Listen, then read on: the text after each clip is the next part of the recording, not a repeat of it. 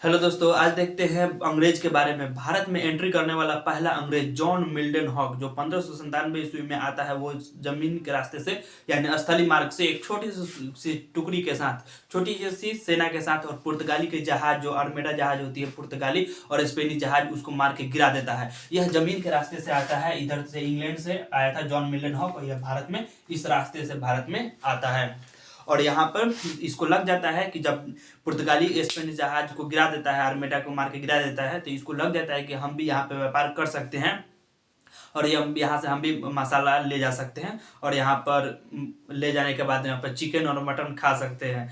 तो यह इसको लग जाता है, और यह सूचना भेजता है किसको? महारानी एलिजाबेथ को। महारानी एलिजाबेथ जो इंग्लैंड की वहाँ पे महारानी होती है, महारानी एलिजाबेथ, उसको यह सूचना देता है कि हम भी यहाँ पे पूर्वी देशों के साथ व्यापार करेंगे। तो महारानी एलिजाबेथ इसके लिए बोल देती है कि ठीक है, आप भी कीजिए, क्योंकि यूरोपीय में डच हो गया, पुर्तगाली हो गया, ये भी लोग तो आके यहाँ पे शासन कर रहे हैं, आप भी जाइए और शासन कीजिए।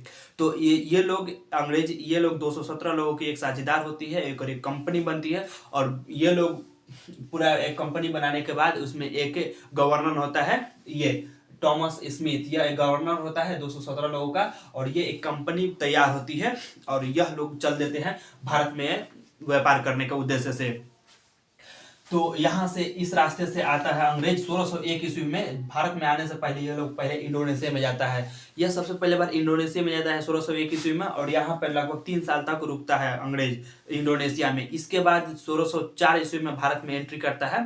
1604 ईस्वी में एंट्री करता है, क्योंकि यहाँ पे पहले अपने आप को अस्थायी बना लेता है इंडोनेशिया में, उसके बाद भारत में एंट्री करता है। धीरे धीरे ये लोग कब्जा करना शुरू करता है, अचानक से नहीं करता है। तो 1604 ईस्वी में यहाँ पर होर्मुज बंदरगाह जो पुर्तगालियों का था, उसको यह छीन लेता है, और यहाँ पर होर्मुज बंदरगाह को छीनने के बाद यह लोग चल देते हैं। यहाँ पर कुछ समय रुकने के बाद चल जाते हैं गुजरात के सूरत में, और यहाँ पर अपना कोठी डालने का सोचता है लोग। और यहाँ पे ऐसे कोठी थोड़ी ना डाल देगा। देखिए, आप यहाँ पे देखिए, 1601 ईस्वी में इंडोनेशिया में आया, 1604 ईस्वी में 3 साल का गैप, इसमें फिर 4 साल का गैप। धीरे धीरे ये लोग कब्जा करते थे, और यहाँ पे भारत में हरमुज बंदरगाह हो गया। 1608 ईस्वी में सूरत में कोठी, लेकिन जब सूरत में कोठी की स्थापना करेगा तो गुजरात में किसी न किसी का शासन होगा। उस समय शासन था जहांगीर का। उस समय शासन किसका था? तो जहांगीर का शासन था, क्योंकि 1605 ईस्वी में अगले अकबर की मृत्यु हो जाती है, उसके बाद शासक बनता है जहांगीर, जिसे हम न्याय की जंजीर के लिए याद करते हैं, न्याय की जंजीर के लिए याद किया जाता है। तो यहाँ पर शासन जहांगीर का होता है। तो यह अंग्रेज जो था वो जहांगीर के दरबार में जाता है अनुमति लेने के लिए कि हम भी यहाँ पे कोठी बनाएंगे अपना सूरत में। लेकिन अंग्रेज में कौन जाता है अंग्रेज? तो वो जाता है कैप्टन हॉकिंस। तो कैप्टन हॉकिंस जो पहला व्यक्ति था जो मुगल दरबार में, जहांगीर के दरबार में जाता है, और यहाँ पे इसलिए यह इसको भेजा जाता है कैप्टन हॉकिंस को इसलिए भेजा जाता है क्योंकि यह तुर्की और फारसी भाषा के ज्ञाता होता है। इसको तुर्की और फारसी भाषा अच्छे से बोलना आता था। तो यह मुगल दरबार में जाता है, और वहाँ पे फारसी भाषा में एकदम लगातार बोलना शुरू कर देता है, जिससे जहांगीर खुश हो जाता है कि यह तो मेरा, क्योंकि वहाँ दरबार में वो तो फारसी भाषा लोकल भाषा था। क्योंकि आप ही सोचिए, यहाँ जैसे इंग्लैंड का लोग बिहार में आकर भोजपुरी बोलना शुरू कर दे, और यहाँ पे हिंदी बोलना शुरू कर दे, संस्कृत बोलना शुरू कर दे, तो आपको भी अच्छा लगेगा, अच्छा फील होता है, अच्छा फील होगा किसी को भी। तो वो भी इम्प्रेस हो गया जहांगीर, और वो यहाँ पे कोठी बनाने की अनुमति दे देता है। जहांगीर अंग्रेजों को कोठी बनाने की अनुमति दे देता है। कहाँ पर? तो सूरत में। जब यहाँ पे सूरत में अनुमति दे देता है, तो पुर्तगाली यहाँ पे पहले से शासन करता था, क्योंकि पुर्तगाली 1498 ईस्वी में भारत आता है, और 1597 ईस्वी में अंग्रेज आता है जॉन मिल्टन हॉक। तो लगभग 100 साल का गैप है, लगभग मान लीजिए 99 साल या 100 साल तो गैप है। इतना साल गैप, और इतना साल तक ये लोग यहाँ पर अपना इनका शासन, यहाँ पर अपना काम कर रहे थे। तो जिसके वजह से ये लोग क्या करते हैं कि जहांगीर के दरबार में जो सेनापति थे, उनको यह धीरे से अपना पैरवी पहुंचाते हैं कि जहांगीर के से बोलने के लिए कि हम लोग यहाँ पर पहले से कर रहे हैं, आप कैसे इजाजत दे दिए हैं, हम लोग कैसे करेंगे। तो जहांगीर क्या करता है कि वो अब रद्द कर देता है जो कैप्टन हॉकिंस को दिया था कोठी बनाने के लिए, तो उसको जहांगीर रद्द कर देता है, मना कर देता है, जिसके वजह से अंग्रेज एकदम आग बबूला हो जाता है, एकदम गुस्सा हो जाता है, और इसका भिड़ंत हो जाता है किससे? तो यह हो जाता है पुर्तगालियों से। तो पुर्तगाली और अंग्रेजों के साथ युद्ध होता है। वह युद्ध होता है स्वली का युद्ध होता है 1611 ईस्वी में। तो 1611 ईस्वी में स्वली का युद्ध होता है। इस युद्ध में अंग्रेज पुर्तगालियों को पटक पटक के मारता है पूरा।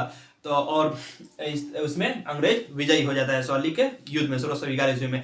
इसके बाद जहांगीर से और अंग्रेजों का रिलेशन यानी संबंध खराब हो जाता है, जिसके वजह से इसको ठीक करने के लिए अंग्रेज 1615 ईस्वी में टॉमस रो को भेजता है। इस संबंध को, अंग्रेज और जहांगीर के संबंध को अच्छा करने के लिए टॉमस रो को भेजा जाता है उनके दरबार में, और धीरे धीरे धीरे धीरे वो संबंध अच्छा होने लगता है और अच्छा भी हो जाता है, और जहांगीर इसको फैक्ट्री यानी कोठी बनाने की अनुमति दे देता है, जिसकी वजह से 1623 ईस्वी में अंग्रेज ये गुजरात के एरिया में, यह सूरत में कोठी बनाता है। उसके बाद भरूच में भी बनाता है, गुजरात में ये भरूच। उसके बाद अहमदाबाद में भी बनाता है। उसके बाद राजस्थान के अजमेर में भी कोठी बनाता है, और उत्तर प्रदेश के आगरा में भी कोठी अपना बनाता है। ये वाला अजमेर हो गया और आगरा हो गया, ये वाला एरिया में अपना कोठी बना लेता है। लगभग उत्तर भारत में आप देख लिए।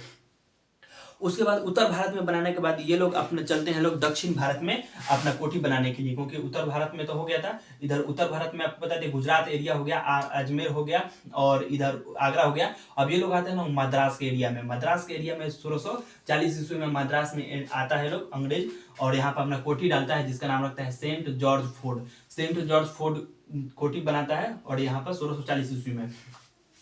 और उसके बाद क्या होता है 1651 ईस्वी में हुगली में भी अपना कोठी डालता है। यहाँ बंगाल में होता है हुगली, यहाँ पे भी अपना कोठी डालता है। आप देख रहे हैं कि धीरे धीरे अंग्रेज किस तरह से भारत में अपना दबदबा बना रहा है। तो हुगली में इसका अपना भी कोठी डाल देता है।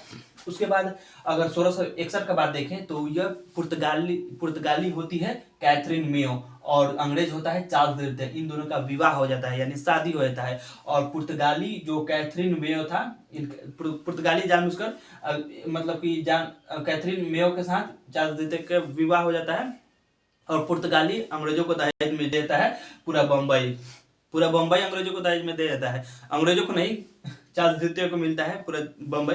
तो ये चार्ल्स द्वितीय इस बम्बई को क्या करेगा, तो ये दे देता है कंपनी को, ईस्ट इंडिया कंपनी को दे देता है बम्बई, पैसा लेकर दे देता है। तो इस तरह से भारत में अंग्रेज अपना एंट्री करते हैं। इसके बाद थोड़ा सा अगर हम लोग देखें तो 1688 ईस्वी में इंग्लैंड में क्रांति हो जाती है। 1688 ईस्वी में इंग्लैंड में क्रांति हो जाती है, और क्रांति के बाद वह इंग्लैंड में पार्लियामेंट की स्थापना हो जाती है, यानी सांसद की स्थापना हो जाती है, और स्थापना होती है। ये तो इंग्लैंड का बात रहा। अगर आगे देखें तो नवाब, जो बंगाल का नवाब था, वो अंग्रेजों को बुलाकर बोलता था कि आप यहाँ पे कोठी लगाइए। भारत में नवाब बोलता था कि आइए आप यहाँ पे कोठी लगाइए, इस तरीके से, और इसको सुनहरा अवसर मिल रहा था पूरा अंग्रेज को।